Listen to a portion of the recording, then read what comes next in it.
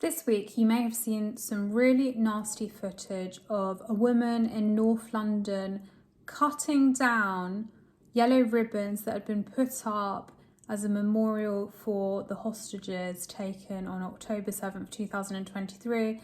You know, it was in the same week that it was the anniversary of Hamas invading Israel and attacking its civilians. 1,200 people were killed, and this woman did that very callously and methodically. Now, she has been identified as Nadia Yahlom, and she was identified as someone who has had taxpayer funding. So today I really want to expand on that, just to say that I did not identify her, but just to add what I know about the taxpayer funding she received. So Nadia Yahlom is part of a program called TECHNI, and TECHNI is a consortium of universities in London and the South, and basically the structure of TECHNI is that it all comes through taxpayers via something called the UK Research and Innovation. First of all, I'll show you, and you can also see the written version of my article on Nadia Yahlom. Her degree, well, her PhD, is very typical of the kind of crap that TECHNI produces.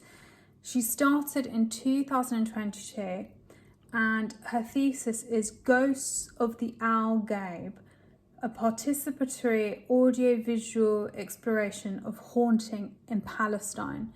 So it's not even about real things.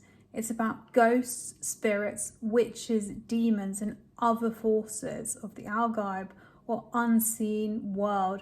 It's the typical kind of gobbledygook nonsense crap that I have become really used to seeing when I'm looking into what the taxpayer has funded. Anyway, so TECHNI, like I say, it sponsors some absolute rubbish, and I'm a little bit old school, so do forgive me, but I've recently got this whiteboard. This is basically a structure of how TECHNI works. The Department for Science, Innovation and Technology, DSIT, gives 8 billion per year to something called the UK Research and Innovation. And the UK Research and Innovation then has different councils. I think it has 9 in total. And one of them is called the Arts and Humanities Research Council, not to be confused with Arts Council England. ARC is by far the worst council I've come across. It funded, for instance, the Europe That Gay Porn Bill 1945 to 2000. It gave £840,000 of taxpayers' funding so some men could research gay porn, basically. So it has, so the UK Research and Innovation, so it's got its different subsidiaries, and 110 million per year goes towards ARC. ARC then gives grants out to so many different things, like thousands, tens of thousands of things.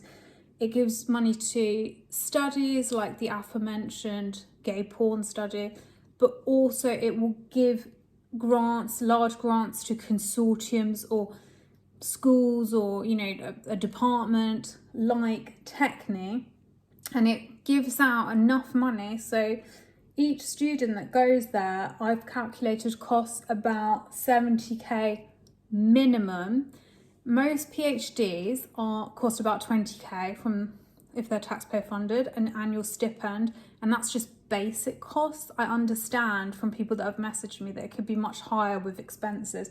So they're doing it for about 3.5 years, and then you've got 57 doing TECHNIs, studentships, PhDs under the scheme per year. So roughly we're looking at about just under £4 million. And let me tell you that Nadia Yahlom is absolutely not an anomaly when you come to look at TECHNI. For instance, I found another woman doing a PhD through it who was using porcelain to investigate white supremacy.